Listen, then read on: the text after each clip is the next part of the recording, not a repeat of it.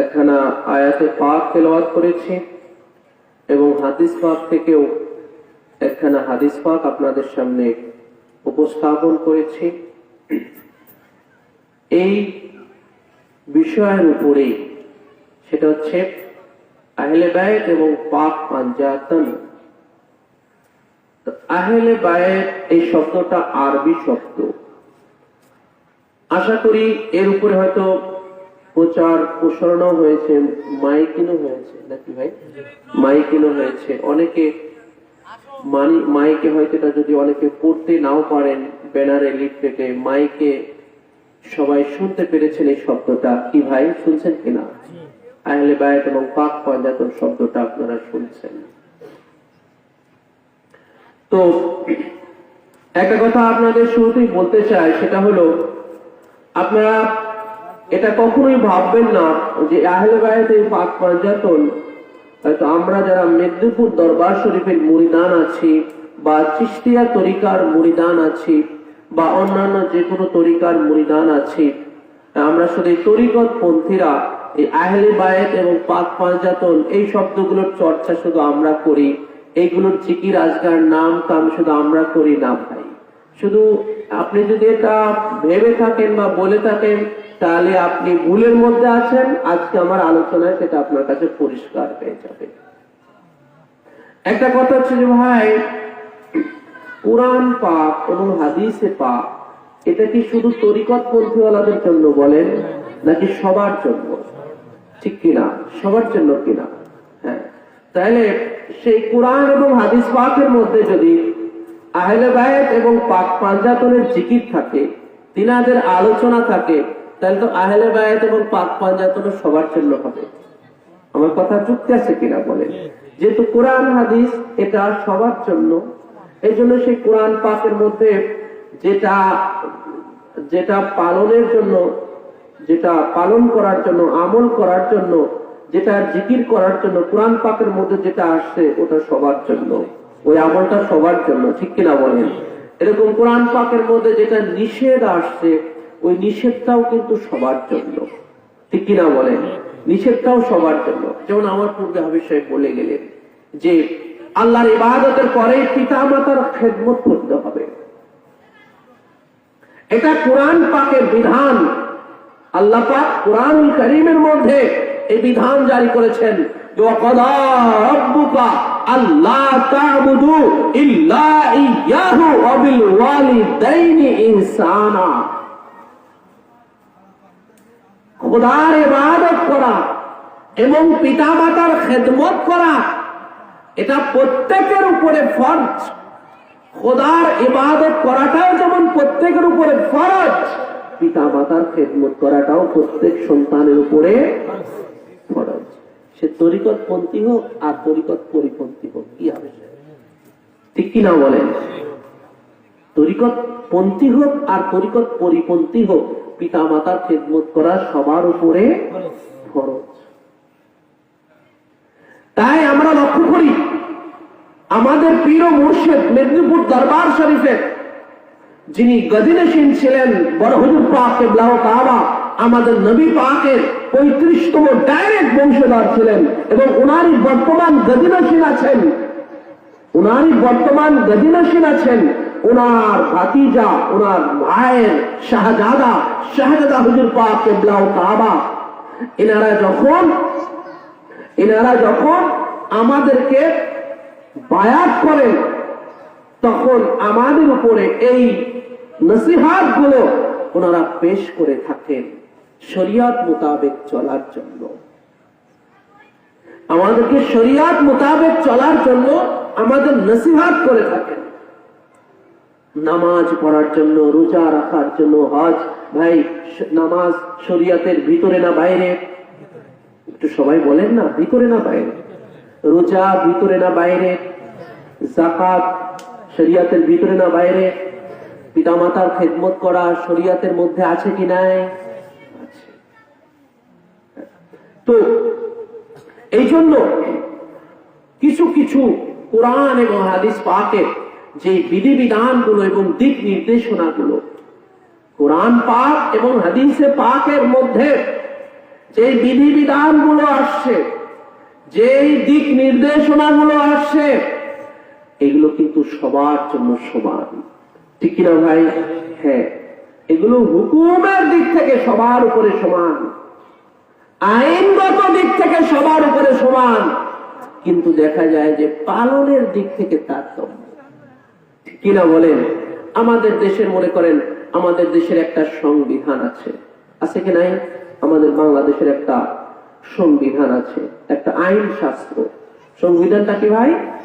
আইন শাস্ত্র, আমাদের রাষ্ট্রীয় আইন শাস্ত্র। তো আমাদের সংবিধানে অনেক আইন প্রণয়ন করা আছে সেখানে। এখন সব নাগরিক কি আইনগুলো কি সমানভাবে মানে বলেন? আইন কিন্তু ঠিকই, সংবিধানে কিন্তু আইন কিন্তু ঠিকভাবে ওখানে প্রণয়ন করা আছে, আছে কি নাই বলেন? কিন্তু বলে আইন থাকার জায়গায় ঠিকঠাক আছে, কিন্তু পালনের ক্ষেত্রে হচ্ছে আমাদের মধ্যে ভিন্নতা। সব নাগরিক আপনার আইন এক সমান ভাবে পালন করে না, এইটাই হচ্ছে ব্যাপার। যে আইন ঠিক আছে, কিন্তু দেখবেন কিছু কিছু নাগরিক আইনগুলো ঠিক মতো পালন করছে, আবার কেউ কেউ আইনের বাইরে চলে যাচ্ছে, হচ্ছে কিনা? তো কোরআন এবং হাদিস পাকটাও তাই জেনে রাখবেন ভাই। কোরআন এবং হাদিস পাক এই ব্যাপারটাও আপনি বুঝলেন এরকম যে কোরআন পাকের মধ্যে এরকম অনেক বিধিবিধান আছে, আইন কানুন আছে, দিক নির্দেশনা আছে। হাদিস পাকের মধ্যে অনেক বিধিবিধান আছে, আইন কানুন আছে, দিক নির্দেশনা আছে, কিন্তু পালনের ক্ষেত্রে কম বেশি। পালনের ক্ষেত্রে কেউ কেউ পালন করছে বা কেউ কেউ করছে না, ঠিক কিনা বলেন? তো আহলে বায়াত এবং পাক পাঞ্জাতনের চর্চা, যে কথাটা বলার জন্য আহলে বায়াত এবং পাক পাঞ্জাতনের চর্চা, তিনাদের আলোচনা, তিনাদের জিকির আজকার, এগুলো কোরআন পাকের মধ্যে আছে, হাদিস পাকের মধ্যে আছে, হয়তো চর্চা আমল সবার মধ্যে নাই। আমার কথাটা কি বুঝতে পারলাম ভাই? চর্চা বা আমল, তিনাদের জিকির, তিনাদের আলোচনা, তিনাদের স্মরণ সবার মধ্যে নাই, সবার মুখে নাই, এটাই হচ্ছে ব্যাপার। তো কোরআন পাকের মধ্যে কোথায় কিভাবে আছে এই পাক পাঞ্জাতন এবং ইনাদের মর্তবা, কোরআন পাকের মধ্যে হাদিস পাকের মধ্যে কিভাবে আসছে, সেটাই আমি সেই দলিলগুলোই আপনাদের সামনে নিয়ে বসেছি ভাই। প্রথমেই কোরআন পাক আমার সামনে আছে, কোরআনুল কারীমের একখানা বলিয়াম আছে আমার সামনে, এবং আমার কাছে হাদিস শরীফের মূল কিতাব থেকে নোট ডাউন করা এখানে রেফারেন্স কোট করা আছে। আমি আপনাদের সামনে উপস্থাপন করব।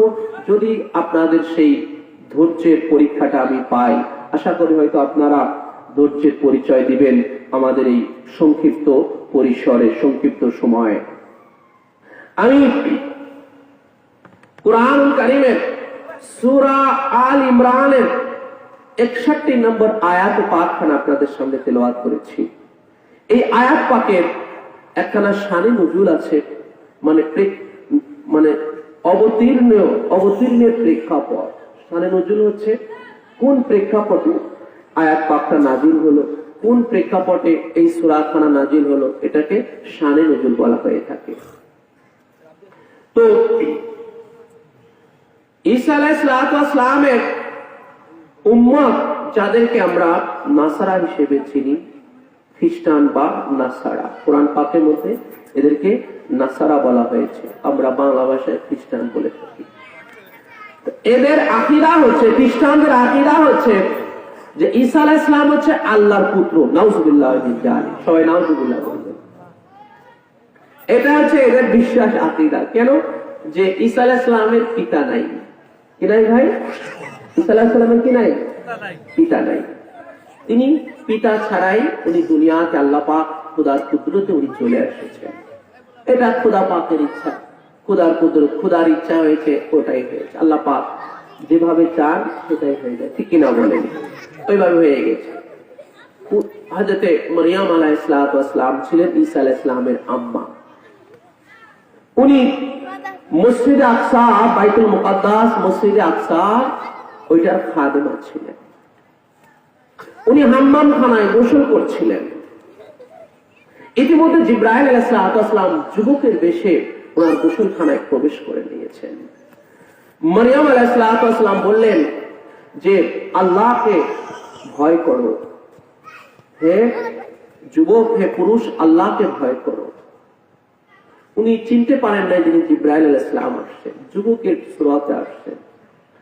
তখন জিবরাইল আলাইহিস সালাম বললেন, আমি আল্লাহরই প্রেরিত পুরুষ, লি আহাবা লাকে গুলামান সাকিয়া, আমি যে আল্লাহকে ভয় করার জন্য আপনি আমাকে বলছেন, আমি সেই আল্লাহরই প্রেরিত পুরুষ, এবং আমি আপনাকে একটা পবিত্র সন্তান দেওয়ার জন্য এসেছি।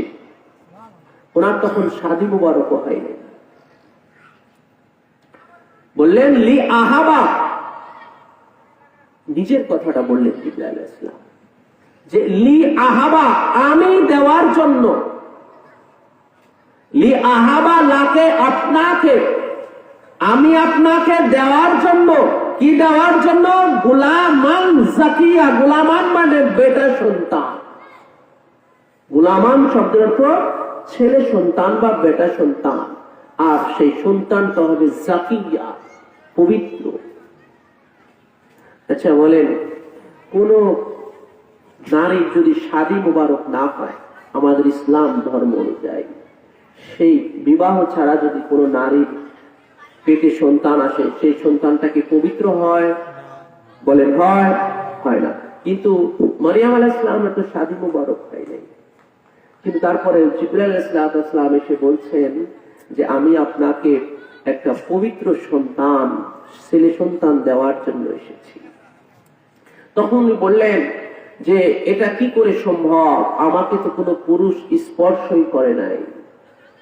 তখন উনি খোদার কুদরতে ওনার বুকে একটা ফু মারলেন। ঈসা আলাইহিস সালামে মরিয়ম আলাইহিস সালাম ওনার বুকে একটা ফু মারলেন জিবরাইল আলাইহিস সালাম। সেই ফুয়ের মাধ্যমে, জিবরাইলের ফুয়ের মাধ্যমে ঈসা আলাইহিস সালাম ওনার আম্মা মরিয়ম আলাইহিস সালামের গর্ভে চলে গেলেন। এটা হচ্ছে ঈসা আলাইহিস সালামের মানে জন্ম কাহিনী। তো যাই হোক, সেদিকে যাচ্ছি না। তো মরিয়ম আলাইহিস সালাম এইভাবে তিনি স্বামী ছাড়াই পবিত্র সন্তান, আর সেই সন্তান হচ্ছেন একজন নবী এবং রাসূল আছেন। যেই সন্তান নবী এবং রাসূল হবেন, আসমানি শ্রেষ্ঠ চারখানা কিতাবের মধ্যে একখানা কিতাব তিনার উপরে নাজিল হবে, যিনি ঈসা রূহুল্লাহ আছেন, যিনার উপরে ইনজিল শরীফ নাজিল হবে। হযরত ঈসা আলাইহিস সালাম জবরদস্ত নবী এবং রাসূল আছেন। তিনি যিনার কোনো জন্মগতভাবে তিনার কোনো জন্মদাতা ছিল না, আল্লাহর কুদরতে, আল্লাহর মহিমা তিনি এভাবেই দুনিয়াতে তিনি এসেছেন, নবুয়াত এবং রিসালাতের মর্যাদা নিয়ে, এবং শ্রেষ্ঠ আসমানি কিতাবও প্রাপ্ত হলেন। তো সেই ঈসা আলাইহিস সালামের উম্মতরা উনাকে এই জন্য আল্লাহর পুত্র ভাবতো। মানে আল্লাহর পুত্র কেন ভাবতো? এই জন্য এই কথাটা, এই কাহিনীটা আপনাদের সামনে তুলে ধরলাম, যে এই জন্য ওনার যদি পিতা থাকতো, যেমন মুসা আলাইহিস সালামের পিতা আছে, এই জন্য মুসা আলাইহিস সালাম ইহুদিরা আর আল্লাহর বেটা বলে না, কারণ ওনার একজন পিতা আছে, বুঝতে পেরেছেন? কিন্তু ঈসা আলাইহিস সালামের পিতা নাই, এই জন্য ওরা ভাবে আল্লাহ ওনার পিতা। নাউযুবিল্লাহি মিন যালিক। কিন্তু আল্লাহ পাক তো আমাদের কুরআনুল কারীমের মধ্যে সাফ সাফ জানিয়ে দিয়েছেন যে লাম ইয়ালিদ ওয়া লাম ইউলাদ। লাম ইয়ালিদ, তিনি জন্ম দেন নাই, মানে তিনি কারো পিতা নন। জন্ম দেননি মানে কি? তিনি কারো পিতা নন। ওয়া লাম ইউলাদ, এবং তিনাকেও জন্ম দেওয়া হয়নি, আল্লাহ পাককেও জন্ম দেওয়া হয়নি। অর্থাৎ জন্ম দেয়া এবং জন্ম নেয়া থেকে আল্লাহ পাক পুত পবিত্র, দুটো থেকে আল্লাহ পাক পুত পবিত্র। অর্থাৎ পিতাও নন আল্লাহ পাক, পুত্রও নন। আল্লাহ পাক কারো পিতাও নন, পুত্রও নন, এগুলো থেকে আল্লাহ পাক পুত পবিত্র।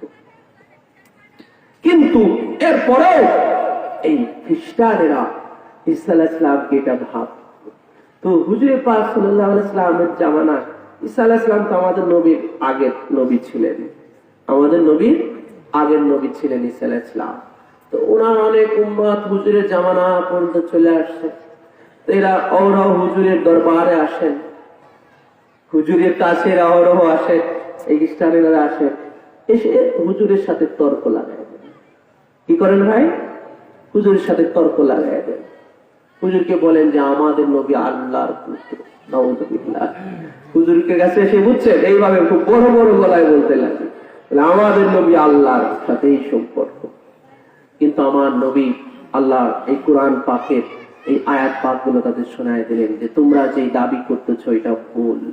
আল্লাহ পিতা হওয়া থেকে, পুত্র হওয়া থেকে আল্লাহ পুত পবিত্র, তোমাদের দাবি তোমরা ভুলের উপরে আছো। রাসূল পাক সাল্লাল্লাহু আলাইহি ওয়াসাল্লামের সাথে এইভাবে তর্কাতর্কি হতো, এইভাবে হতো। কিছুতেই তারা মানে না, কিছুতেই তার মানছে না। এখন একটা বিষয় আপনারা জানেন, যদি আপোষে যখন কোনো কিছুর সমাধান না হয় তখন কিন্তু ওইটার উপর একটা চ্যালেঞ্জ হয়, ঠিক কিনা ভাই বলেন? আপোষে যখন কোনো কিছু সমাধান হয় না তখনই ওইটার হয় চ্যালেঞ্জ। এই খ্রিস্টানের পাদ্রীরাও, খ্রিস্টানদের যারা ধর্মযাজক বলে, আমাদের যেমন মোল্লা, মৌলভী, মৌলানা, মুফতি, মুহাদ্দিস, মুফাসসির, বুঝতে পেরেছেন? এরকম খ্রিস্টানদের মধ্যে মনে করেন হচ্ছে খ্রিস্টানদেরকে বলা হয় পাদ্রী, মানে ধর্মযাজক যারা। ইহুদিদের মধ্যে যারা ধর্ম তাদেরকে বলা হয় রাহেব। এই ধর্ম খ্রিস্টানদের ধর্ম যাজকেরা এসে হুজুরের সাথে এই তর্কগুলো লাগাতো। কিছুতেই হুজুরের কোরআন পাকের রেফারেন্সও মানছে না, হুজুরের কথা কিচ্ছু মানছে না, তাদের দাবিতে তারা অটল। তখন আল্লাহ পাক স্বয়ং নিজের জবান থেকে, আল্লাহ পাক নিজের থেকে হুজুরে পাক সাল্লাল্লাহু আলাইহি সাল্লামকে দিয়ে আল্লাহ পাক এই চ্যালেঞ্জ করে দিলেন। হুজুর নিজে থেকে চ্যালেঞ্জ করতেছেন না, দেখেন এবারে চ্যালেঞ্জ হবে। কিন্তু এই চ্যালেঞ্জ মূলত শুনলেন আল্লাহ পাক, কিন্তু ফিল্ডে কাজ করবে আল্লাহর হাবিব জনাবে মুহাম্মদুর রাসূলুল্লাহ সাল্লাল্লাহু আলাইহি ওয়াসাল্লাম। আল্লাহ পাক এই চ্যালেঞ্জ হুজুরকে দিয়ে করাবেন। তাই আল্লাহ পাক এই আয়াতে পাকটাকে আলাদা একটা মর্যাদা দিলেন। এই আয়াতে পাকের নাম হয়ে গেল আয়াতে মুবাহালা। আয়াতে মুবাহালা অর্থাৎ চ্যালেঞ্জের আয়াত। মুবাহালা মানে চ্যালেঞ্জ, চ্যালেঞ্জের আয়াত। এই আয়াত পাককে বলা হয় আয়াতে মুবাহালা, মানে চ্যালেঞ্জের আয়াত। আল্লাহ পাক চ্যালেঞ্জ করলেন তখন ওদের সাথে। কি? হুজুর আল্লাহ পাকের সাথে ফরমালেন, ফামান হাজ্জাকা ফীহি, যারা আপনার সাথে এই বিষয়ে তর্ক করতেছে, ঝগড়া বিবাদ করতেছে আপনার সাথে, আল্লাহ পাক এবার হুজুরকে জানাচ্ছেন, হুজুরকে এবার চ্যালেঞ্জ করাবেন আল্লাহ পাক, যে যারা আপনি এত করে বুঝানোর পরেও, আপনি এতভাবে আপোষে তাদের বুঝানোর পরেও যারা আপনার সাথে তর্ক করেই যাচ্ছে, ঝগড়া বিবাদ করেই যাচ্ছে, এই বিষয়ে ওই বিষয়ে যেটা বললাম, মিন বাদি মা জাআকা মিনাল ইলমি, বলে আপনার কাছে ইলম আসার পরেও, ইলমটা কি? কোরআনের আয়াতে পাক। কোরআন আয়াত পাকের মধ্যে অসংখ্য জায়গায় আসছে লা শারিকা লাহু, এইভাবে আয়াত পাকের মধ্যে আসছে। এরপরে লাম ইয়ালিদ ওয়া লাম ইউলাদ, কুল হুয়াল্লাহু আহাদ, আল্লাহ এক, লাম ইয়ালিদ ওয়া লাম ইউলাদ। এই যে ইলমগুলো আসার পরেও, আয়াত পাকগুলো আসার পরেও আল্লাহ পাক বলছেন এত কিছু আসার পরেও, আপনার কাছে এত কিছু আসার পরেও যারা আপনার সাথে এইভাবে আপনার পিছনে লেগে আছে, আপনার বিরুদ্ধে লেগে আছে, আপনারটা মানছে না, আপনার সাথে তর্ক বিবাদ করেই যাচ্ছে, তাহলে এবারে আপনি বলে দেন, কি করেন? ফাকুল, অথবা ইয়া রাসূলুল্লাহ এবারে আপনি বলেন, এবারে আপনি বলেন, তাআলাও, তাহলে তোমরা আসো। যখন আমার কথা মানছই না, আমার কাছে যেই ঐশী বাণী কোরআন পাক আসছে, কোরআনের আয়াত পাক আসতেছে, তোমরা সেগুলো মানতেছো না, এই ইলমগুলো তোমরা মানছো না, তাহলে আসো, তাহলে আসো। এই যে চ্যালেঞ্জ, সেই চ্যালেঞ্জ কি? লাঠি ছুটার চ্যালেঞ্জ না, লাঠি শুটার চ্যালেঞ্জ না, চ্যালেঞ্জটা কি? তালাও, তোমরা আসো। এবারে হুজুর আল্লাহ পাক বলতেছেন, মানে আল্লাহ পাক হুজুরকে চ্যালেঞ্জ করাবেন। এবারে হুজুর এই চ্যালেঞ্জ মোকাবেলা করার জন্য হুজুর ডাকতেছেন ওই পাদ্রীদেরকে, খ্রিস্টানদেরকে এবার ডাকতেছেন যে কি, তালাও এবারে আসো। তাহলে এবারে আসো, নাদু, আমরা ডাকি, আমরা ডাকি। কাকে ডাকবো? বলে আবনা আনা ওয়া আবনা আকুম, আবনা আনা বলে আমি আমার বেটাদেরকে ডাকবো, আমি আমার বেটাদেরকে। ইবনুনের জামা হচ্ছে আবনা, ইবনুন এটা আরবি শব্দ, ইবনুনের জামা, ইবনুন মানে বেটা, সন্তান, ছেলে সন্তানকে আরবিতে ইবনুন বলা হয়। ইবনুন শব্দের জামা হচ্ছে আবনা, আমি আমার বেটা সন্তানদেরকে ডাকবো। ও আবনা আকুম, তোমরাও তোমাদের বেটা সন্তানদেরকে ডাকবে, ডাকবে, সাথে করে নিয়ে আসবে। ওয়ানিসাআনা ওয়ানিসাআকুম, আমি আমার রমণীদেরকে, আমি আমার রমণীদেরকে ডাকবো, তোমরাও তোমাদের রমণীদেরকে ডাকবে। অর্থাৎ আমি আমার ঘরের মেয়েদেরকে ডাকবো, তোমরাও তোমাদের ঘরের মেয়েদেরকে ডাকবে। ওয়া আনফুসানা ওয়া আনফুসাকুম, এবং আমি আমার জানকে, আমি আমার জানদেরকে আমি নিয়ে আসবো, তোমরাও তোমাদের জানদেরকে নিয়ে আসবে। নফসুনের জামা হচ্ছে আনফুস, নফস মানে জান, আত্মা। বলে আমি আমার আত্মা দিগকে নিয়ে আসবো, আমি আমার জান দিগকে নিয়ে আসবো, তোমরাও তোমাদের জান দিগকে নিয়ে আসবে, তোমাদের আত্মাগুলোকে নিয়ে আসবে। এরপরে কি হবে? বলে কোন নারাই ছপরার হবে না, হাতাহাতি মারামারি লাঠি সোটার কিছু হবে না। বলে যখন আমি আমার বেটাদেরকে নিয়ে আসলাম, তোমরাও তোমাদের বেটাদেরকে নিয়ে আসলে, আমি আমার ঘরের মেয়েদেরকে নিয়ে আসলাম, তোমরাও তোমাদের ঘরের মেয়েদেরকে নিয়ে আসলে, আমি আমার জান দিগকে নিয়ে আসলাম, তোমরাও তোমাদের জান দিগকে নিয়ে আসলে। এরপরের চ্যালেঞ্জটা কি হবে? যে সুম্মা নাবতাহিল ফানাজআল লানাতাল্লাহি আলাল কাযিবিন, আমরা এই প্রার্থনা করব, আমরা এইটা চাইব যে যারা মিথ্যাবাদী আছে তাদের উপরে যেন আল্লাহ পাকের লানত হয়। দেখেছেন কেমন ফয়সালা, আল্লাহু আকবার, খোদার ফয়সালাটা কেমন। দেখেন যে আমরাও আসলাম, তোমরাও আসলে, নারাই ঝগড়া করে যারা পারে গেল তারা দাবিতে না, এরকম কিছু না।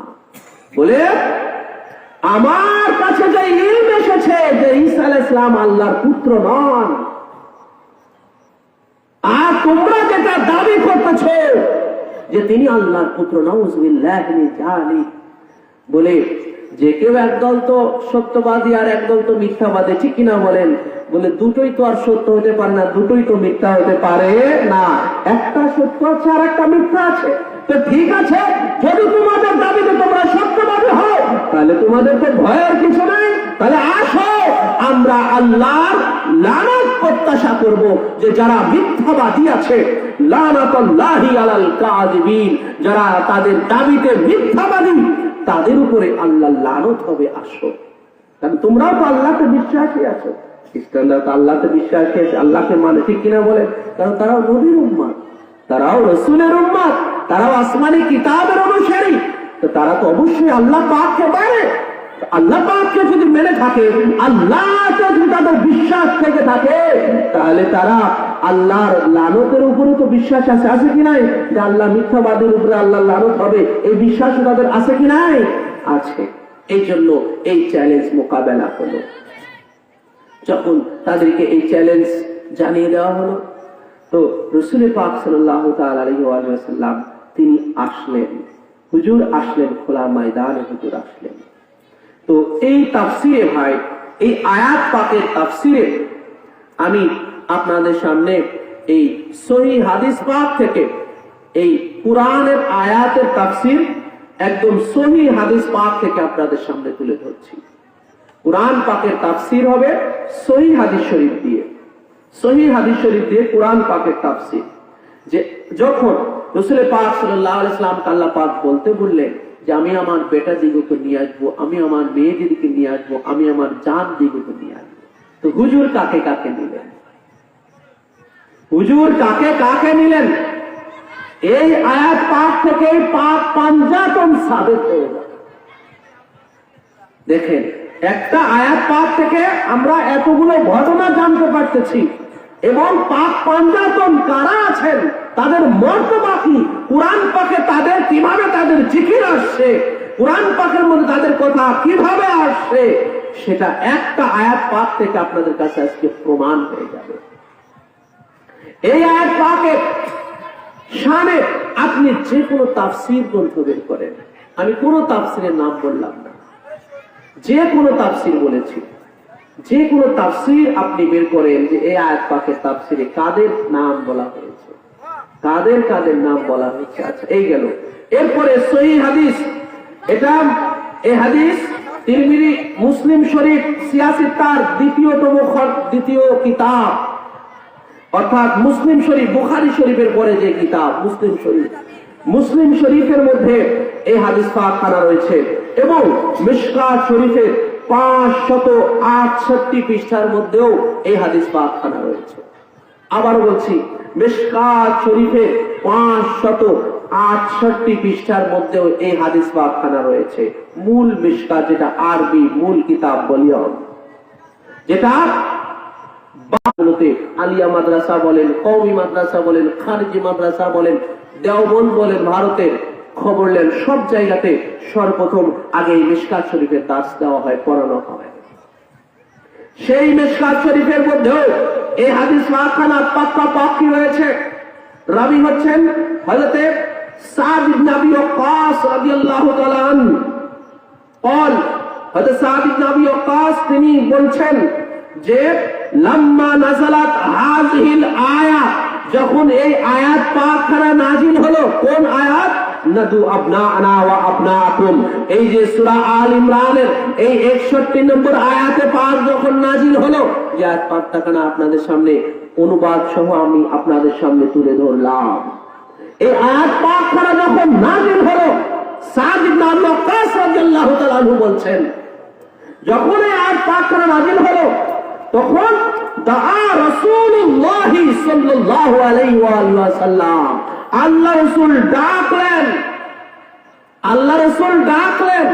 ডাকতে তো হবেই, কারণ বলে হুজুর যখন চ্যালেঞ্জের জন্য বের হবেন, ওনার বেটাদের নিতে হবে, কারণ এটা কোরআন পাকের মধ্যে আসতে দিতেই হবে, বাদ দেওয়া যাবে না। ওনার কন্যা থেকে নিতে হবে এবং ওনার জান দিগকে নিতে হবে, যেহেতু কোরআন পাকের পাঠ পাঠ আল্লাহ পাক পাঠ পাঠ করে বলেছেন, এটা এনাদেরকে নিতে হবে, না নিলে তো হবে না, কোরআন পাক তাহলে আমল হবে না, ঠিক কিনা বলেন? পাঠ পাঠ করে আল্লাহ পাক বলেছেন বেটাদের নিতে হবে, কন্যাদের নিতে হবে, জান দিগকে নিতে হবে। আল্লাহ পাক পাঠ পাঠ করে বলেছেন, তো হুজুরকে তো নিতেই হবে, এখন নেয়ার জন্য তো ডাকতে হবে, ঠিক কিনা বলেন? যেমন আপনি এক জায়গায় যাওয়ার সময় ধরেন আপনার বেটাদেরকে যদি নিচ্ছেন, তাহলে আপনি তাদেরকে ডাকবেন, চলো আমরা অমুক জায়গায় যাবো, এরকম ডাকতে হবে আগে, ঠিক কিনা বলেন? তো হুজুর এবার ডাকা শুরু করলেন। কাকে ডাকেন? দাআ রাসূলুল্লাহ সাল্লাল্লাহু আলাইহি ওয়া সাল্লাম আলিয়ান, আল্লাহ রাসূল হযরত আলীকে ডাকলেন। ওয়া ফাতিমাতা, হযরত ফাতিমাকে ডাকলেন। ওয়া হাসানান ওয়া হুসাইনা, এবং ইমাম হাসান এবং ইমাম হুসাইন আলাইহিস সালাতু ওয়াস সালাম, এই দুই জনাকে ডাকলেন। ফাকালা আল্লাহুম্মা হাউলাই আহলে বাইতি। এরপরে এই চার জনাকে এই আয়াত পাক নাজিল হওয়ার পরে হুজুর যখন চ্যালেঞ্জের প্রস্তুতি নিচ্ছেন, চ্যালেঞ্জের প্রিপারেশন চলছে আল্লাহ রাসূলের, সেই প্রস্তুতিমূলক কাজে গিয়ে হুজুর হযরত আলীকে ডাকলেন, ফাতেমাকে ডাকলেন, ইমাম হাসান এবং হুসাইনকে ডাকলেন। এই চার জনা যখন হুজুরের সামনে হাজির হয়ে গেলেন, তখনই আল্লাহ রাসূল আল্লাহর দরবারে দোয়া করতে লাগলেন। সেই দোয়াটা কি? হুজুর এবার দোয়া করে আল্লাহ পাককে জানিয়ে দিলেন যে হে আল্লাহ, আমার বেটাদিগকে নিতে বলছো, আমার মেয়েদেরকে নিতে বলছো, আমার জান দিগকে নিতে বলছো, হে আল্লাহ দেখো, আজকে আমি আমার বেটাদের ডাকলাম, আমি আমার মেয়েদের ডাকলাম, আমি আমার জানকে ডাকলাম, আর তারা কে? আমার বেটারা কারা আছেন? হে আল্লাহ, আমার বেটারা, আমার হাসান হুসাইন আমার বেটার মর্যাদায় আছেন। আমার মেয়েদিগের কথা বলেছে, হে আল্লাহ, আমার মেয়েদিগের মধ্যে আমার ফাতেমা আছেন তিনি, আর আমার জান দিগের ওটা আলী, আমার জান আলী আছে। এই জন্য মাওলা আলী আলাইহিসসালামের একটা উপাধি হচ্ছে নফসে পয়গম্বর। নফসে পয়গম্বর হচ্ছে আলীর একটা মর্যাদা, অর্থাৎ রাসূল পাক সাল্লাল্লাহু আলাইহি ওয়াসাল্লামের জান, নফস মানে জান, কুরআন পাক থেকে যেটা প্রমাণিত। নফসে পয়গম্বর এটা কুরআন থেকে প্রমাণিত, আলী রাসূলের জান। হুজুর এই চারজনাকে ডাকলেন, এবার এই চারজনাকে নিয়ে হুজুর চ্যালেঞ্জ মোকাবেলা করতে ময়দানে যাচ্ছেন। সর্বাগ্রে হুজুর আছেন, হুজুর যাচ্ছেন সবার সামনে, দুই ইমাম পাক হুজুরের কোলে, হুজুরের পিছনে ওনার শাহজাদি হযরতে মা ফাতেমাতুজ জাহরা সালামুল্লাহি আলাইহা সম্পূর্ণ পর্দানশীন, সম্পূর্ণ পর্দানশীন, এবং ওনার পিছনে মাওলা আলী আলাইহিস সালাম। হুজুর চলার সময় হুজুর যেই জায়গায় কদম রাখতেছেন, হুজুরের কদমের ছাপ যেখানে পড়ছে, হুজুরের সেই কদম মোবারকের ছাপের উপরে মা ফাতেমাতুজ জাহরা সালামুল্লাহি আলাইহা উনি কদম পাক রাখতেছেন। এরপরে খাতুনে আতহার পাকের কদম মোবারকের ছাপ যেন রাস্তার উপরে, পথের উপরে না থাকে, মাওলা আলী আলাইহিস সালাম পিছনে আছেন। মাওলা আলী আলাইহিস সালাম খাতুনে আতহার পাকের ওই ছাপের উপরে আবার উনি পা মোবারক রাখছেন। এইভাবে ওনারা গেলেন, ওনারা ময়দানে হাজির হয়ে গেলেন। ভাই কয়জন হলো বলেন না সবাই, একটু একটু ভাই জবান খুলে একটু বলেন, কয়জন গেলেন? বলে হুজুর আছেন। আর নিলেন কাকে কাকে? হুজুর কাকে কাকে ডেকে নিলেন? প্রথমে ডাকলেন কাকে? হযরতে আলীকে ডাকলেন, এরপরে মা ফাতেমাকে ডাকলেন, এরপরে ইনাদের দুই শাহাদাত পাককে ডাকলেন, চারজনকে ডেকে নিলেন। আর হুজুর আছেন কয়জন হলো? সবাই একটু বলেন কয়জন হলো? পাঁচজন। এই দেখেন কুরআন পাক থেকে পাঁচজন বের হয়ে আসলো, হাদিস পাক থেকে পাঁচজন বের হয়ে আসলো, কুরআন এবং হাদিস পাক থেকে পাঁচজন বের হয়ে আসলো। তো কুরআন এবং হাদিস পাক আমি শুরুতেই বলেছি, ওটা কুরআন এবং হাদিস পাক এটা সবার জন্য আছে কি নাই? নাকি শুধু কাদরিয়া তরিকাওয়ালাদের জন্য, শুধু তিশরিয়া তরিকাওয়ালাদের জন্য? ঠিক কিনা বলেন? নাকি সবার জন্য আছে ভাই? সবার জন্য আছে কি নাই? খাজা মাইনুদ্দিন আজমিরি শান্তি, খাজা গরিবে নওয়াজ, খাজা বাবা বলে থাকি আমরা, খাজা গরিবে নওয়াজ। খাজা বাবা আপনি না বললেন সমস্যা নাই, কিন্তু ওনার প্রতি কেউ আদবের খেলাফ করবেন না, শুধু এই কথাটা বলে গেলাম। ওনার যদি আপনার খাজা বাবা বলতে যদি আপনার ইজ্জত রাখেন বলবেন না, কিন্তু উনার শানে কোন আদবের খেলাফ করবেন না। কেন? এই জন্য যে এই ভারতবর্ষে সর্বপ্রথম তিনি ইসলাম প্রচারের জন্য এসেছিলেন। ভাই সেই কৃতজ্ঞতার জায়গাটা একটু ভিতরে রাখেন, ভিতরে সেই কৃতজ্ঞতাটা একটু রাখেন আপনারা। কারণ আজ থেকে 800 বছর পূর্বে প্রায়, যখন হিন্দুস্তানে কোন মুসলমান ছিল না, ইসলাম বলতে কিছু ছিল না, আজ থেকে 800 বছরের ইতিহাস, এই পুরো ভূখণ্ড ছিল হিন্দুস্তান।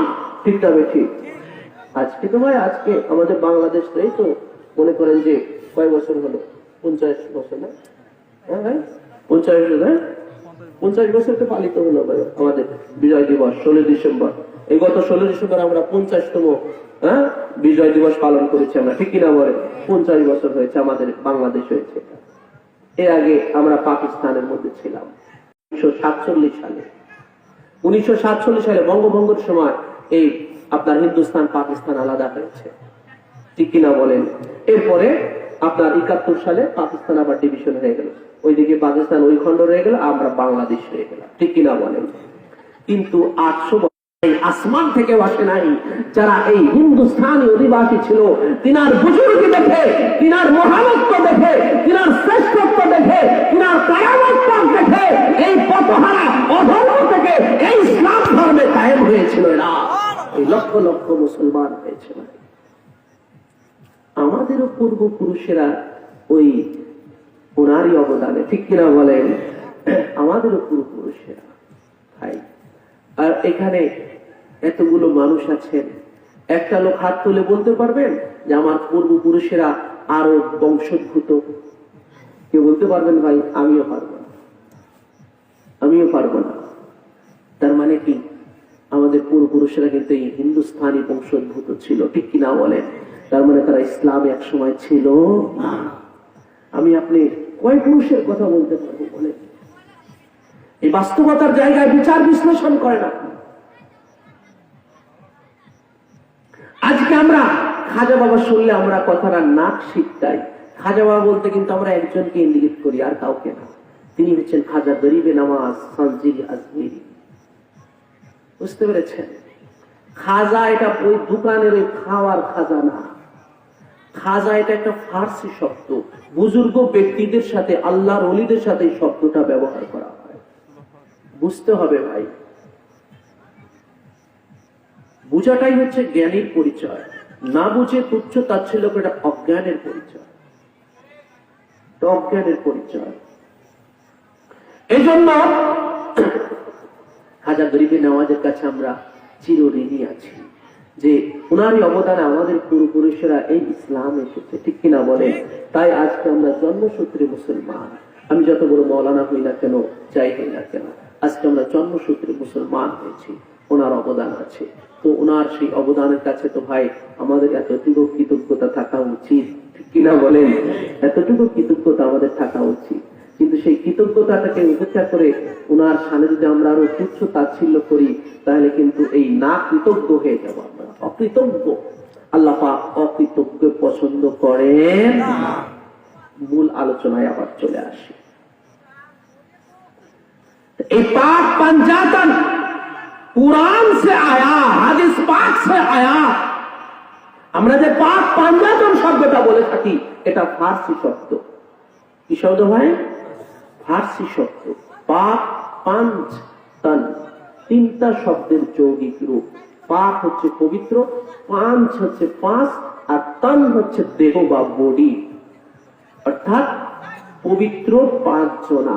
এর বাংলা অর্থ হচ্ছে পবিত্র পাঁচজনা, অর্থাৎ পাঁচজন পবিত্র ব্যক্তিত্ব। এই প্রথম হচ্ছে পাঁচ। এই রাসূল আকরাম সাল্লাল্লাহু তাআলা আলাইহি ওয়া সাল্লাম, মাওলা আলী আলাইহিস সালাম, খাতুনে আতহার পাক সালামুল্লাহি আলাইহা, আর ইমামাইনে কারিমাইনে হাসনাইনে পাক, এই যে পাঁচ জনা, এনারা কুরআন পাক থেকে এসেছেন। এনাদের মর্তবা কুরআন, এই পাঁচজনকে আলাদা করা হয়েছে কুরআন পাক থেকে। যে যখন এই চ্যালেঞ্জ মোকাবেলা করার জন্য আল্লাহ পাক ইচ্ছা করলেন, আয়াত পাক নাজিল করলেন, তখন আল্লাহ পাক এই পাঁচজনকেই চেয়েছেন, ঠিক কিনা বলেন? এই পাঁচজনকে চেয়েছেন। হুজুর আর ওনার কন্যা কিন্তু ওনার খাতুনে আতার পাকে শুধু বেছে নিয়েছেন। তো রসুলের ফয়সালা তো আল্লাহর ফয়সালা, ঠিক কিনা বলেন? রসুলের ফয়সালা আল্লাহর ফয়সালা। আল্লাহ রাসূল যেটা করেছেন ওটা আরশে মুআল্লা থেকে ফয়সালা হয়েছে। আপনা আনা হুজুর কাকে নিবেন, আরশে মুআল্লা থেকে ফয়সালা হয়ে গেছে। নিসানা হুজুর কাকে নিবেন, উনার মেয়েদেরকে কাকে নিবেন, আরশে মুআল্লা থেকে ফয়সালা হয়ে গয়া। হুজুরের নফস কাকে নিবেন, হুজুরের জান কাকে নিবেন, ওটাও আরশে মুআল্লা থেকে ওটা সাবিত হয়ে গেছে, ওটা ফয়সালা হয়ে গেছে। যার কারণে হুজুর মাওলা আলীকে ডাকলেন, তিনি রসুলের জানের মর্যাদা লাভ করলেন। খাতুনে আতার পাক হুজুরের শাহজাদির মর্যাদা লাভ করলেন, আর বনু ইমাম পাক হুজুরের বেটার মর্যাদা লাভ করলেন। এই জন্য তিরমিজি শরীফের মতো এই হাদিস পাকখানা এসেছে। আমার এখানে নোট ডাউনও করা আছে। তিরমিজি শরীফের মধ্যে হাদিস পাকখানা এসেছে। রাসূল আকরাম সাল্লাল্লাহু তাআলা আলাইহি ওয়া সাল্লাম ইরশাদ করেছেন, হাযানে আবনায়া ওয়া আবনা ইবনাতি।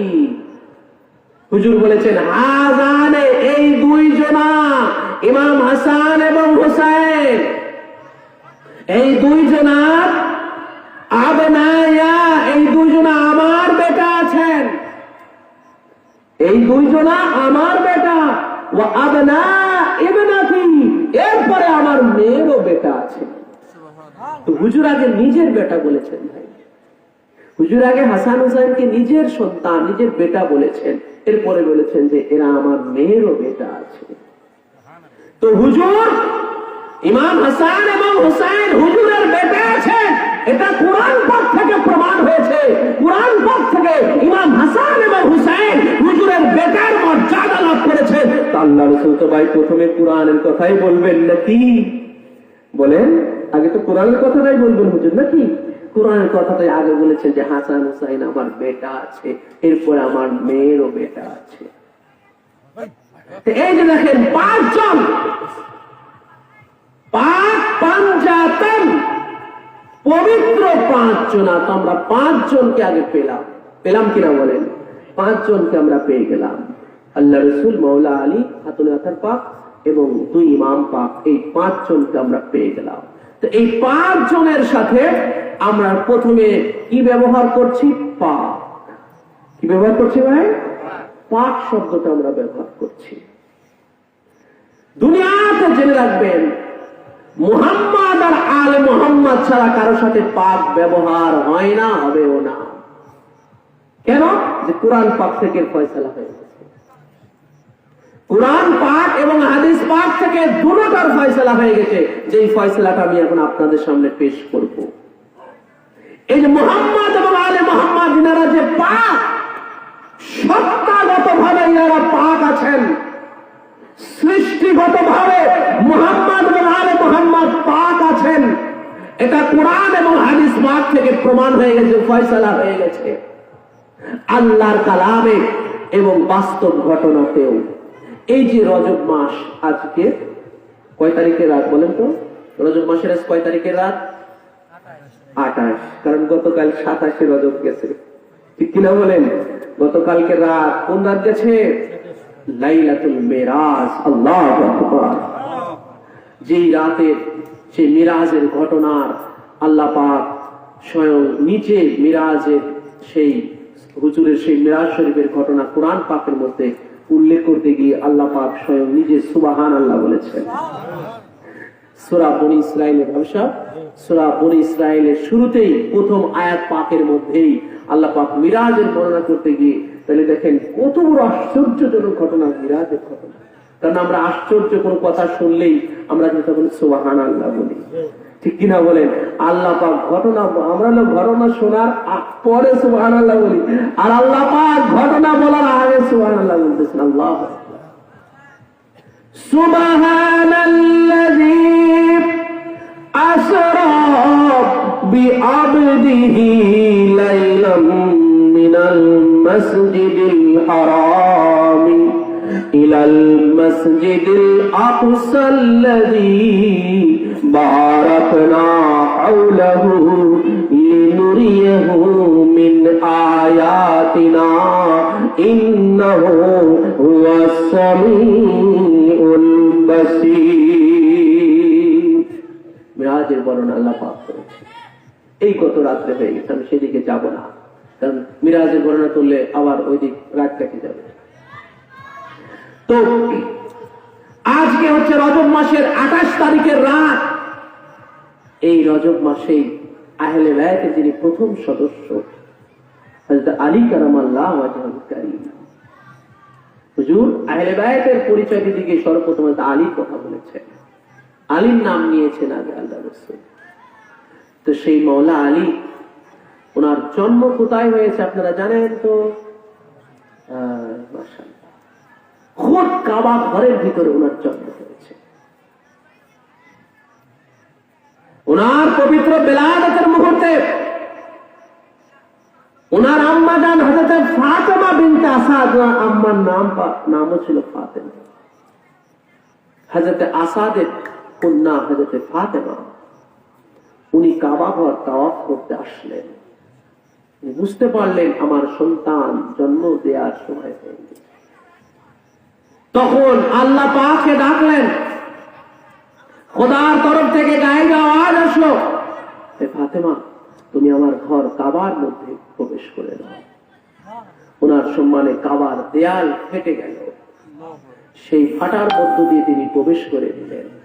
কাবার গায়ে আজও সেই কাবার ফাটলটা আজও আছে একটা কোনায়। সেই ফাটলটাকে মিশিয়ে দেওয়ার জন্য অনেক চেষ্টা করা হয়েছে, কিন্তু পারা যায় নাই। ওটা নিদর্শন আল্লাহ পাক কাবার গায়ে রেখে দিয়েছেন। সেই ফাটল এখনো আছে। গিলাফ পাক উঠানো মাত্রই সেই ফাটলটা একদম উদ্ভাসিত হয়ে যায়। আহলে বায়াত কেমন পবিত্র ভাই, কোরআন পাকে তো আছেই, হাদিস পাকে তো আছেই, কিন্তু প্র্যাকটিক্যালে বাস্তবে বাস্তব ঘটনাতে আল্লাহ পাক দেখে দিলেন যে হে জিন ইনসানেরা, হে কোরআন পড়নে ওয়ালারা, হে কোরআন রিসার্চ করনে ওয়ালারা, দেখো আমি কুরআনুল কারীমের মধ্যে সূরা আহজাবের 33 নম্বর আয়াতে পাকের মধ্যে আল্লাহ পাক উল্লেখ করেছেন, আয়াতে তাতহীরের মর্যাদা লাভ করেছে। সূরা আহজাবের 33 নম্বর আয়াত যেমন আল ইমরানের 61 নম্বর আয়াত আয়াতে চ্যালেঞ্জের মর্যাদা লাভ করেছে, ঠিক তেমনি সূরা আহজাবের 33 নম্বর আয়াত সূরা আয়াতে তাতহীরের মর্যাদা লাভ করেছে। আয়াতে তাতহীর পবিত্রতার আয়াত। কার পবিত্রতা? আহলে বায়াতের পবিত্রতা। ইন্নামা ইউরিদুল্লাহু লিইউযহিবা আনকুমুর রিজসা আহলাল বাইতি ওয়া ইউতাহহিরাকুম তাতহীরা। আল্লাহ পাক শুধু এটাই চান, হে আহলে বায়াত, আপনাদের থেকে নাপাকিকে দূরে রাখতে, আপনাদের থেকে নাপাকিকে দূরে রাখতে। কোন নাপাকি আহলে বায়াতের স্পর্শ করতে পারে না, আহলে বায়াতের কাছে চাপতে পারে না। নাপাকিকে আল্লাহ পাক দূরে রাখেন আহলে বায়াত থেকে। সমস্ত নাপাকি থেকে নবী বংশ আহলে বায়াত ইনারা আর হালাতে পুত পবিত্র। ওয়ায়ুতাহহিরাকুম তাতহীরা। আল্লাহ পাক একদিকে আহলে বায়াত থেকে নাপাকিকে দূরে রাখেন, এরপরে ওয়ায়ুতাহহিরাকুম তাতহীরা, এরপরে আল্লাহ পাক নবী বংশ আহলে বায়াতকে পবিত্র থেকে পবিত্র করে রাখে। পবিত্র থেকে পবিত্র করেন আল্লাহ পাক। কোরআন পাকের মধ্যে আয়াত পাক নাযিল করলেন, এই আয়াত পাক আয়াতের তাতহীরের মর্যাদা লাভ করলো, অর্থাৎ আহলে বায়াতের পবিত্রতার আয়াত। এই আয়াত পাক যখন নাযিল হলো, এবারে কি হলো সেই তাফসীরটাও আমি আপনাদের সামনে নিয়ে আসতেছি। আপনার হাদিস শরীফ থেকে এই আয়াত পাকের তাফসীর হাদিস পাক থেকে।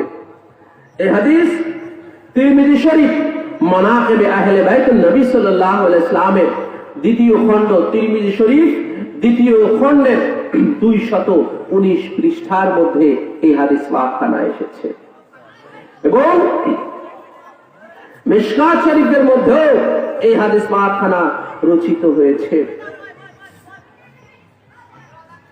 হাদিস পাকখানা নেই, যখন আয়াতের তাতহীর নাযিল হলো, আহলে বায়াতের পবিত্রতার আয়াত যখন নাযিল হলো, রাসূল আকরাম সাল্লাল্লাহু তাআলা আলাইহি ওয়া সাল্লামের ঘরে, তখন হযরত উম্মে সালমার ঘরে, রাসূলের একজন বিবি হয়তো উম্মে সালমার ঘরে হুজুর তখন। তো এই আয়াত পাক যখন নাযিল হলো, রাসূল পাক সাল্লাল্লাহু আলাইহি ওয়াসাল্লাম তখনও এই চারজনকে ডাকলেন, আলী, ফাতেমা, হাসান, হুসাইন, এই চারজনকে তখন ডাকলেন। ডাকার পরে আল্লাহ রাসূল তখনও বললেন যে আল্লাহুম্মা হাউলাই আহলে বাইতি। এই চারজনকে ডেকে আল্লাহ রাসূল চাদরের মধ্যে ভরে নিলেন। হুজুরের গায়ে থাকা চাদর, সেই চাদরের মধ্যে আল্লাহ রাসূল এই চারজনকে ভরে নিলেন। তখন চাদরের মধ্যে ভরে নেওয়ার পরে বলেন আল্লাহুম্মা হাউলাই আহলে বাইতি। হে আল্লাহ, তুমি আমার যে আহলে বায়াতের কথা বলেছো কোরআন পাকের মধ্যে আয়াতে তাতহীর নাযিল করে, তো সেই আমার আহলে বায়াত করা আল্লাহ, আজকে আমি যাদেরকে দেখে চাদরের মধ্যে ভরে নিয়েছি, আলী, ফাতেমা, হাসান, হুসাইনকে, এই চারজনা এনারাই হলো আমার আহলে বায়াত। সুবহানাল্লাহ। হে আল্লাহ, এনারাই হলো আমার আহলে বায়াত। ফাযহিব আনহুমুর রিজসা। হে আল্লাহ, এনাদের থেকে নাপাকিকে দূরে রাখো, ওয়া তাহহিরহুম তাতহীরা, এবং এনাদেরকে পবিত্র থেকে পবিত্রতম করো। আল্লাহ রাসূল আল্লাহ পাকের কাছে দোয়া করলেন। তো যখন এই আনুষ্ঠানিকতাটা করলেন আল্লাহ রাসূল, তখন ওখানে হযরত উম্মে সালমা ছিলেন। কে ছিলেন ভাই? উম্মে সালমা হুজুরের একজন বিবি, ওনার ঘরে এই কাজটা হচ্ছে।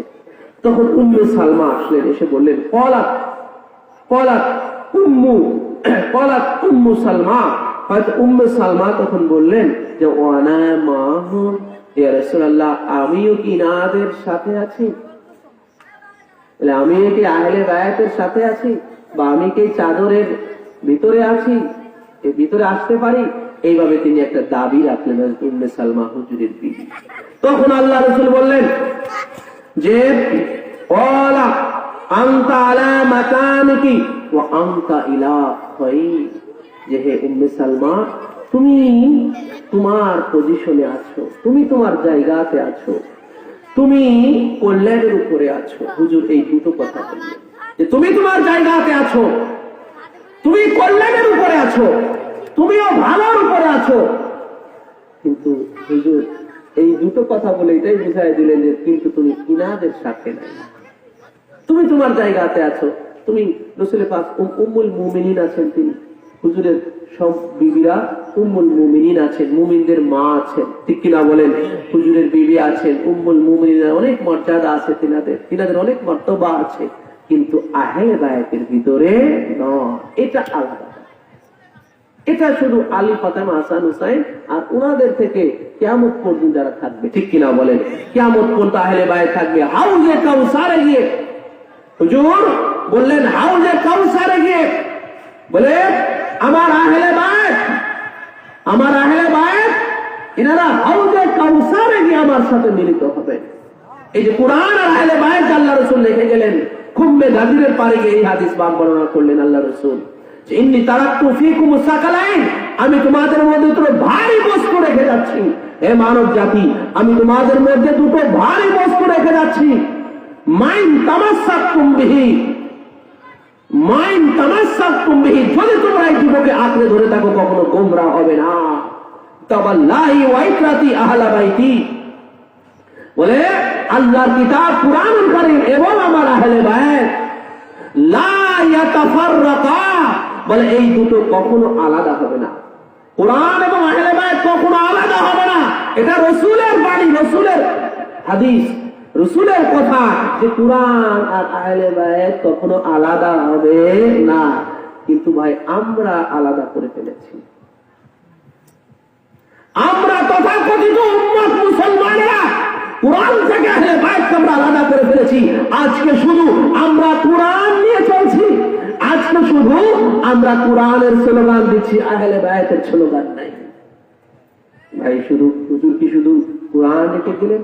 হুজুর যে বললেন আমি তোমাদের মধ্যে দুটো রেখে যাচ্ছি, একটার খবর নাই কেন? একটা কোথায় গেল? শুধু আল কোরআন, কোরআনই যথেষ্ট আমরা বলে বেড়াচ্ছি, শুধু কোরআনই যথেষ্ট বলে বেড়াচ্ছি, কোরআনই যথেষ্ট। এই কথাটা কোথায় আছে? কোরআন বা হাদিসে কোথায় আছে? একটা জায়গা আমরা দেখতে চাই, চ্যালেঞ্জ। কোরআনই যথেষ্ট, এই কথাটা শুধু কোরআন বা হাদিস পাক থেকে একটা জায়গা থেকে দেখতে চাই। তাহলে হুজুর কেন? হুজুর এইভাবে আরাফার ময়দানে বলে গেলেন যে হে মানব জাতি, আমি তোমাদের মধ্যে কোরআন আর আহলে বায়াতকে রেখে যাচ্ছি। মাইনা খাসতুম বিহি লান তাদিল্লু, যদি এই দুটোকে তোমরা আঁকড়ে ধরে থাকো কখনো গোমরাহ হবে না। আবার খুম্বে গাদিরের পারে, খুম্বে গাদিরেতে গিয়ে হুজুর 18 জিলহজ আরাফার ময়দানে বললেন 9 জিলহজ। ঠিক তার কয়েকদিন পর 18 জিলহজে খুম্বে গাদিরে বললেন, আবার সেই কোরআন আর আহলে বায়াতের কথা বললেন, দুটোর কথাই বললেন এবং বললেন লা ইয়াতাফাররাকা, এই দুটো কখনো আলাদা হবে না। কোরআন আর আহলে বায়াত কখনো ভাগ হবে না, পৃথক হবে না। বলে কোরআন আহলে বায়াত থেকে পৃথক হবে না, আহলে বায়াত কোরআন থেকে পৃথক হবে না। হাত্তা ইয়ারিদা আলাইয়াল হাউজ, এমনকি কিয়ামত সংঘটিত হবে, কিয়ামতের পর আবার যখন হাসর নাসর সংঘটিত হবে, আমি যখন হাউজে কাউসারে থাকবো, কোরআন আর আমার আহলে বায়াত একসাথে আমার কাছে এসে মিলিত হয়ে যাবে। হাত্তা ইয়ারিদা আলাইয়াল হাউজ, হুজুর আকরাম ইরশাদ ফরমালেন। তো এই আহলে বায়াত যখন এই আয়াত পাক নাজিল হলো, উম্মে সালমাকে বললেন যে উম্মে সালমা তুমি তোমার মর্যাদাতে আছো, কিন্তু আহলে বায়াতের মধ্যে। এই যে দেখেন, ইনারা পবিত্র, আহলে বায়াত ইনারা পবিত্র। এর জামিনদারিকে নিয়েছেন, বলেন না ভাই কে?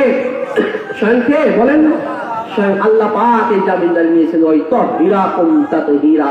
তো আল্লাহ পাক যাদেরকে আর হালাতে পবিত্র করেছেন, পবিত্র রাখেন, তো ভাই আমরা কি তাদেরকে কখনো নাপাক বলতে পারি? বলেন না পারি। এই জন্য আমরা বলি আহলে বায়াত পাক। এই জন্য আমরা আহলে বায়াত পাক বলি। কেন? তোমাদেরকে কোরআন পাক থেকে আমরা পাক অবস্থায় পেয়েছি। কোরআন পাক থেকে নবী বংশকে আমরা পাক অবস্থায় পেয়েছি। হাদিস পাক থেকে আমরা আহলে বায়াতকে, নবী বংশকে পাক অবস্থায় পেয়েছি। তো ভাই আমরা কি সেই আহলে বায়াতকে আমরা নাপাক বলতে পারি? পাক না বলে আমরা পারি। এই জন্য আহলে বায়াত পাক, এই জন্য পাক পাঞ্জাতান, এই জন্য পাক পাঞ্জাতান। এই পাক পাঞ্জাতান এটা কোরআন পাক থেকে এসেছে। এই শব্দটা কোরআন পাক থেকে মর্যাদা লাভ করেছে, হাদিস পাক থেকে মর্যাদা লাভ করেছে। আমাদেরকে শুধু জানার ব্যাপার, বুঝার ব্যাপার। এই জন্য আমি আপনাদের সামনে শুধু কোরআন আর হাদিস পাক থেকে আপনাদের সামনে অবতারণা করছি। আমার খায়েশে কিন্তু আমি একটা কথাও বলি নাই। কোরআন এবং হাদিস পাক থেকে আমি পাই টু পাই আপনাদের পাই করে আপনাদের সামনে অবতারণা করছি। তো এই জন্য এই পাক পাঞ্জাতন ইনাদের এই জন্য এত মর্তবা, এত শ্রেষ্ঠত্ব। কেন? যে উনাদের মর্যাদা কোরআন পাক থেকে প্রমাণিত হয়েছে, উনাদের পবিত্রতা কোরআন পাক থেকে এসেছে, হাদিস পাক থেকে এসেছে। উনাদের গুরুত্ব ধর্মে, আহলে বায়াতের গুরুত্ব, আহলে বায়াতের গুরুত্ব কোরআন পাক, এটা কোরআন পাক থেকে এসেছে, হাদিস পাক থেকে এসেছে। তো জিনাদের পবিত্রতা, জিনাদের শ্রেষ্ঠত্ব, জিনাদের মর্তবা, জিনাদের গুরুত্ব কোরআন এবং হাদিস পাক থেকে এসেছে। তো আমরা সেটা আমরা দিব কি দিব না বলেন? সেই গুরুত্ব আমরা দিব কি দিব না? বলে যখন আমি আপনি দিলাম কোরআনের পক্ষে আছি, যখনই দিলাম না আমি আপনি কোরআনের বিপক্ষে চলে গেলাম। ঠিক না বেশি? কোরআন পাকের বিপক্ষে চলে গেলাম। তো আল্লাহ রাসূল আহলে বায়াতের গুরুত্বটা কি দিলেন? যে ইনাদের আঁকড়ে ধরাটাই হলো হেদায়েতের উপরে থাকা। যে যদি তোমরা আহলে বায়াতকে ধরো তো তোমরা গোমরাহি থেকে বেঁচে যাবে, কখনো গোমরাহ হবে না। আমার বংশ, আমার আহলে বায়াত কখনো তোমাদেরকে বিপথে নিবে না, তোমাদের বিপদগামী করবে না, গোমরাহি থেকে ঠেলে দিবে না। এটাই হলো আহলে বায়াতের সবচেয়ে বড় গুরুত্ব। নাদের যে কেউ যদি ওনাদেরকে আঁকড়ে না ধরে তো সে হেদায়েতের উপরে আসতে পারে না। এটাই হাদিস পাক থেকে প্রমাণিত ভাই। এই জন্য কোরআন যেমন সবার জন্য, আহলে বায়াত ঠিক সবার জন্য। ঠিক কিনা বলেন? যেহেতু আল্লাহ রাসূল সমান করে মানুষের মধ্যে রেখে গেছেন দুটোকে সমান মর্যাদায় দিয়ে আল্লাহ রাসূল সমান ভাবে 100টায় গেঁথে মানুষের মধ্যে রেখে গেছেন এই কোরআন এবং আহলে বায়াতকে। রাসূল আকরাম সাল্লাল্লাহু তাআলা আলাইহি ওয়াসাল্লাম আজকে সেই আহলে বায়াতের জিকির, আহলে বায়াতের মুহাব্বত, জিনাদের জিকিরের শানে, জিনাদের মুহাব্বতের শানে কোরআন এবং হাদিস পাকের মধ্যে এত এত হাদিসে পাক এসেছে, এত এত হাদিসে পাক এসেছে। কিন্তু তারপরেও দেখেন আজকে সেই আহলে বায়াতের গুরুত্ব মুসলমানদের থেকে হারিয়ে গেছে। আহলে বায়াতের মুহাব্বত রাসূল পাক সাল্লাল্লাহু আলাইহি ওয়াসাল্লামের পরে থেকেই আহলে বায়াতের মুহাব্বত মুসলমানদের থেকে হারিয়ে গেল। কিভাবে? একটু গরম পানি, কিভাবে? হুজুর আকরাম সাল্লাল্লাহু তাআলা আলাইহি ওয়াসাল্লাম তিনি অহরহ অসংখ্য হাদিস পাকের মধ্যে ইরশাদ করে গেলেন যে তোমরা আমার মহব্বত যদি পেতে চাও আমার আহলে বায়াতের মহব্বত করো। ঠিক কিনা বলেন? এরপরে বলেন, হে আল্লাহ আমি এই হাসান হুসাইনকে মহব্বত করি, হে আল্লাহ তুমিও হাসান হুসাইনকে মহব্বত করো, মানে আহলে বায়াতকে মহব্বত করো। হে আল্লাহ তুমি তাকেও মহব্বত করো যে আমার হাসান হুসাইনকে মহব্বত করে, যে আমার হাসান হুসাইনকে মহব্বত করে। হে আল্লাহ তুমি তাকেও মহব্বত করো। আমি বলেছিলাম যে একদম হালকা গরম, মানে চায়ের চেয়েও গরম পানি। আমি বলেছিলাম যে হালকা গরম পানি দিবেন, যারা আনছে ওনাদেরকে বলছিলাম, মানে চায়ের পানি অনেক সময় এত হিট হয় না। তো যাই হোক, রাসূল আকরাম সাল্লাল্লাহু তাআলা আলাইহি ওয়া সাল্লাম আহলে বায়াতের মুহাব্বতের ভাই, মুহাব্বত। আমরা একটা কথা অনেক সময় বলে থাকি যে খালি মুহাব্বতের কথা বললে হবে না, মুহাব্বত করলে হবে না। তো ভাই মুহাব্বত করলে হবে না তো আর কি হবে? মুহাব্বত করলে, মুহাব্বত ছাড়া তো আপনার কিছুই হবে না, ঠিক কিনা বলেন? মুহাব্বত ছাড়া তো আপনার কিছুই হবে না, মুহাব্বতই তো আগে লাগবে। কারণ যার মধ্যে মুহাব্বত নাই তার মধ্যে ধর্মও নাই। মুহাব্বতের উপরে তো আগে আসতে হবে। কারণ আপনার কালেমা বলেন, কালেমা শরীফ বলা হয় আমার পুরো জাহাবের সাহেব মানে আপনার কি আপনার 5 আরকান পঞ্চবেনার বিবরণ দিয়ে গেছেন আমার পুরো হাবিব সাহেব। প্রথমে হচ্ছে কালেমা শরীফ, নামাজ, রোজা, হজ, জাকাত একটা একটা করে বলে গেছেন। বলছেন কিনা এই যে আমাদের ইসলাম ধর্মের পঞ্চবেনা, 5 আরকান, 5 আরকান অর্থাৎ পঞ্চবেনা। এই পঞ্চবেনার মূল ভিত্তি তো হচ্ছে মুহাব্বত। আপনার মুহাব্বত, মুহাব্বত যদি আপনার মধ্যে না থাকে তো ওই কালেমাতে ঈমান আসবে না, ওই নামাজে কামিয়াবি হবে না, ওই হজে আপনি নিষ্পাপ হবেন না যদি ভিতরে মুহাব্বত না থাকে, ঠিক কিনা বলেন? যদি আগে মুহাব্বতটা যদি ভিতরে না থাকে। এই জন্য রাসূল আকরাম সাল্লাল্লাহু তাআলা আলাইহি ওয়া আলিহি ওয়াসাল্লাম ইরশাদ ফরমালেন, লা ইউমিনু আহাদুকুম হাত্তা আকুনা আহাব্বা ইলাইহি মিন ওয়ালিদিহি ওয়া ওয়ালাদিহি ওয়ান নাসি আজমাইন। তোমাদের মধ্যে কেউ ঈমানদার হতে পারবে না যতক্ষণ না পর্যন্ত আমি তার পিতামাতা হতে, তার সন্তানাদি হতে এবং সমস্ত মানুষ হতে যতক্ষণ না পর্যন্ত আমি তোমাদের কাছে সবচেয়ে বেশি মুহাব্বতের পাত্র না হব। বলুন সুবহানাল্লাহ। দেখেন, আমরা জানি যে ঈমানের পূর্ব শর্ত হচ্ছে কালেমা শরীফ পড়া, ঠিক কিনা বলেন? কালেমা পড়লে ঈমান না। কিন্তু হুজুরের সাথে ফরমাচ্ছেন যে লা ইউমিনু আহাদুকুম, তোমাদের মধ্যে কেউ ঈমানদার হতে পারবে না যতক্ষণ না আমি সবচেয়ে বেশি মুহাব্বতের পাত্র না হব। তো মুহাব্বত ছাড়া তো ভাই আমি আপনি ঈমানদারই হতে পারছি না। আমি আপনি যতই কালেমা পড়ি না কেন, বলে কালেমাটা আগে হুজুরের মুহাব্বত নিয়ে পড়তে হবে, ঠিক কিনা বলেন? যার কালেমা আমি আপনি পড়বো লা ইলাহা ইল্লাল্লাহ, আল্লাহর মুহাম্মাদুর রাসূলুল্লাহ সাল্লাল্লাহু আলাইহি ওয়াসাল্লাম রাসূলের, বলে আল্লাহর রাসূলের মুহাব্বতটা আগে কলবের মধ্যে আগে কায়েম করতে হবে, এরপরে না ঈমানদার, ঠিক কিনা? ঈমানদারের মর্যাদা আমি আপনি লাভ করব। আর যেই হুজুরের মুহাব্বত ছাড়া, সবচেয়ে বেশি মুহাব্বত ছাড়া আমি আপনি ঈমানদারই হতে পারবো না, সেই হুজুরের মুহাব্বতটাই হুজুরের আহলে বায়াতের মুহাব্বতের উপর নির্ভর করতেছে। হযরতে আব্দুল্লাহ ইবনে আমর, হযরতে আব্দুল্লাহ ইবনে আব্বাস রাদিয়াল্লাহু তাআলা আনহু থেকে এই হাদিস পাক বর্ণিত হয়েছে। তিরমিজি শরীফের মধ্যে আসছে, ইবনে মাজাহ শরীফের মধ্যে আসছে এবং মিশকাত শরীফের মধ্যেও আসছে। আল্লাহ রাসূল সাল্লাল্লাহু আলাইহি ওয়াসাল্লাম ইরশাদ ফরমালেন, আহিবুল্লাহ লামা ইয়াগযুকুম মিন নিয়ামিহি ওয়াহিবুনি লিহুব্বিল্লাহি তাআলা ওয়াহিবু আহলা বাইতি লিহুব্বি। যে তোমরা আল্লাহ পাককে এই জন্য মুহাব্বত করো যে আল্লাহ পাক তোমাদেরকে রিজিক নামক নিয়ামত দিয়ে তোমাদেরকে জীবিকা নির্বাহ করেন, যে রিজিক ছাড়া আমরা আমাদের জান চলে না, ঠিক কিনা বলে?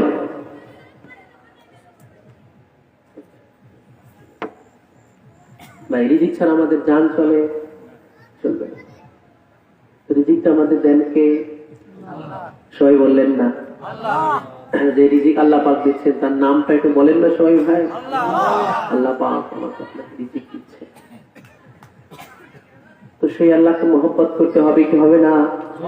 যে আল্লাহ রিজিক ছাড়া, আমি আপনি বলেন যে আল্লাহ যদি কেউ ভেবে থাকে যে আমি উপার্জন করি, মাথার ঘাম পায়ে ফেলে আমি উপার্জন করি, নিজে চাল ডাল কিনে আনি, আবার আগুন চালায়, আবার ওটা আবার রান্না করতে হয়, কত শ্রম দিতে হয় রিজিকের জন্য, এনে আবার আল্লাহ দেয় কিভাবে? যদি কেউ এটা বলে, সাথে সাথে ও কাফের হয়ে যায়। ঠিক কিনা বলেন? রিজিক দেন কে? আল্লাহ মূলত দেন। আমরা এইগুলো করে আমরা কি শেষ পর্যন্ত আমরা ওটা ভোগ করি। ধান আমরা বলে দিয়ে আসি, যদি ওর মধ্যে যে না হয় তো সব শেষ।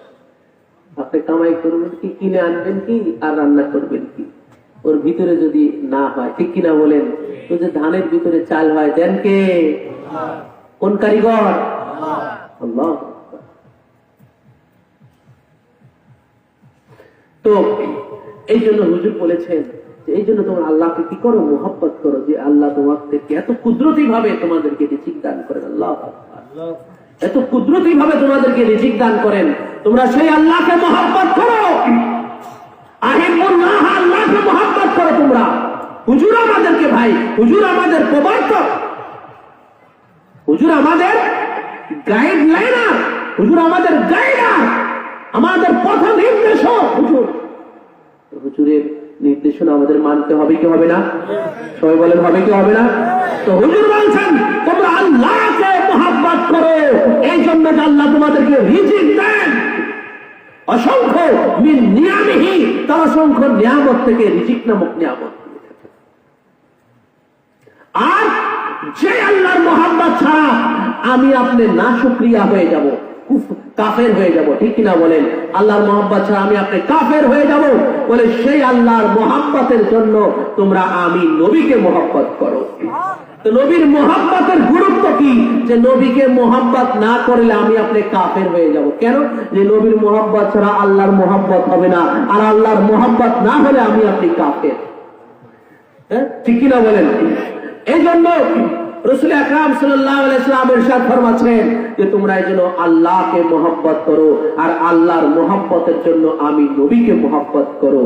আর ওয়াহিব্বু আহলা বাইতি লিহুব্বি, আর আমার মোহাব্বত পেতে হলে, বলে আল্লাহর মোহাব্বত পেতে হলে যেমন আমাকে মোহাব্বত করো, আবার আমার মোহাব্বত পেতে হলে আমার আহলে বায়াতের মোহাব্বত করো। হাদিসে নববী। আমার মোহাব্বত পেতে হলে আমার আহলে বায়াতকে মোহাব্বত করো। আহলে বায়াতের মোহাব্বতের উপরে নবীর মোহাব্বত এবং আল্লাহর মোহাব্বত টিকে আছে, নির্ভর করছে।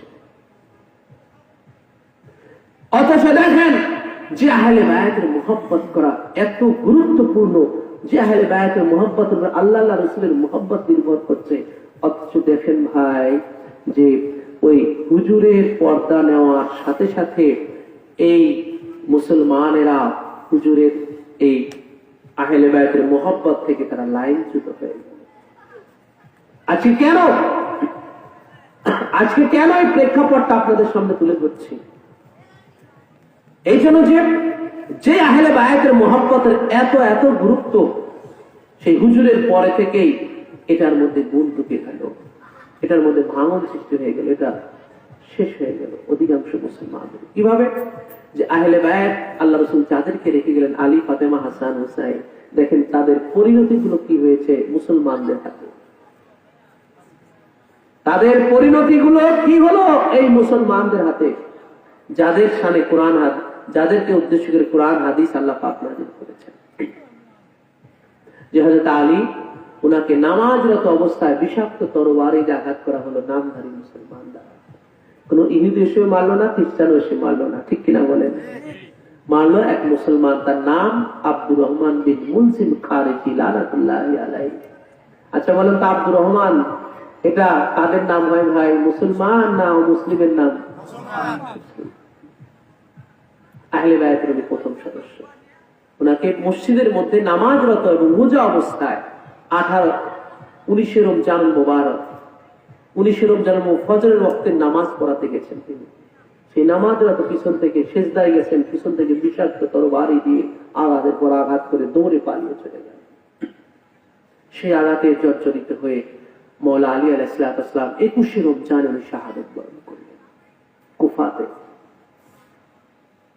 তাহলে দেখেন ভাই, এই যে মাথায় আঘাত করা, এটা কি মোহাব্বত হলো না দুশ্মনী হলো? তো হুজুরের হুকুমটা কি ছিল? আলীর প্রতি মোহাব্বত রাখা না দুশ্মনী রাখা? আল্লাহ আকবার, দেখেন কি করা হলো। এই যে ইমাম হাসান এবং হুসাইন আলাইহিস সালাম ইনাদেরকে কি করা হলো ভাই? বড় ইমাম পাক, বড় শাহজাদা পাকে 6 বার বিষ খাওয়ানো হলো। এরপরে সেই বিষে উনি শাহাদাত বরণ করার পরে ওনার জানাজা মুবারকের উপরে তীর নিক্ষেপ করা হলো। ওনার জানাজা মুবারকের উপরে তীর মেরে রক্তাক্ত করে দেওয়া হলো। কারা করেছিল? সব মুসলমানেরা, সব মুসলমানেরা। তো ভাই, কারো মুখে বিষ তুলে দেওয়া এটা মুহাব্বত না দুশমনী? কারো গায়ে পাক মওলা ইমাম আলী মাকাম মওলা হুসাইন আলাইহিস সালামকে কারবালায় কি নির্মম ভাবে ওনাকে শহীদ করে দিল। আল্লাহু আকবার। কারা? এই একদম এই লেবাসধারী মুসলমানেরা। 22,000 থেকে 30,000 ইয়াজিদি মুসলমান নামধারী কারবালার জমিনে ইমাম পাককে ঘেরাও করে ওনাকে নির্মম ভাবে খাবার পানি বন্ধ করে দিয়ে ওনাকে শহীদ করে দেওয়া হলো। মোট 72 জনকে, জিনাদের মধ্যে ইমাম পাকের 6 মাসের শিশু বাচ্চা হযরত আলী আসগার আলাইহিস সালাম ছিলেন। তো এই যে দেখেন এত জুলুম অত্যাচার, এগুলো কিন্তু মানে দুশ্মনীর চরম পর্যায়। মুহাব্বত তো দূরের কথা, দুশ্মনীর চরম পর্যায় যেটা আহলে বায়তের সাথে করা হলো। অথচ কোরআন পাক, হাদিস পাকের অহরহ জায়গা, অসংখ্য জায়গাতে ইনাদের মুহাব্বতের প্রতি এত এত গুরুত্ব দেওয়া হলো। কেমন গুরুত্ব? যে ইনাদের মুহাব্বত ছাড়া আমরা কাফেরে পরিণত হবো। কেন? যে আহলে বায়তের মুহাব্বত না হলে নবীর মুহাব্বত হবে না, নবীর মুহাব্বত না হলে আল্লাহর মুহাব্বত হবে না, আল্লাহর মুহাব্বত না হওয়াটাই কুফরি। ঠিক কিনা বলেন? এরপরে ইনাদের প্রতি মুহাব্বত তো দূরের কথা, দুশ্মনীর চরম পর্যায়ে চলে গেল এই নামধারী মুসলমানেরা। তো ভাই, আমাদের এগুলো জানার দরকার আছে কি নাই? কেন? সতর্কতার জন্য, নিজেদেরকে নিরাপদে রাখার জন্য। ঠিক কিনা বলেন? যেন আমরা ওই লাইনে চলে না যাই, ওই দুশ্মনী থেকে আমাদের কথায় কাজে আমরা যেন, কারণ ওটা এখনো ওই দুশ্মনী ওনাদের সাথে আজও আছে কি নাই? মনে রাখবেন, কারবালা আজও শেষ হয় নাই। আজও সেই নবীর পরিবারে দেখেন, আজও আজ আহলে বায়াত যত ওয়াজ হয়, আপনি আপনার দূরে যেতে হবে না, আপনার জেলার মধ্যে, আপনার এলাকার মধ্যে আপনি দেখেন যে যত ওয়াজ হচ্ছে আহলে বায়াতের শানে কয়টা হচ্ছে আর ওনাদের নাম কাম সারা কয়টা হচ্ছে। শুধু এই বিচারটাই করেন, ওনাদের পক্ষে কয়টা হচ্ছে, ওনাদের বিপক্ষে কয়টা হচ্ছে, ওনাদের স্মরণে কয়টা হচ্ছে আর ওনাদের স্মরণ ছাড়া কয়টা হচ্ছে। হাজার হাজার বক্তা, হাজার হাজার ওয়াইজ আহলে বায়াতের কথা কয়জন বলতেছে দেখেন, বলেন।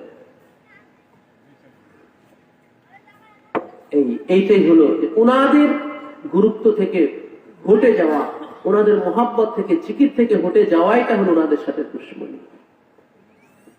ওনাদেরকে চাপা দিয়ে রাখা একটা প্ররোচনা। তো যাই হোক, আজকের এই আজিমুশান মহান মাহফিলে এসে আমরা আজকে কোরআন হাদিস পাক থেকে আপনাদের সামনে যতটুকু আলোকপাত করেছি আপনারা শুনেছেন।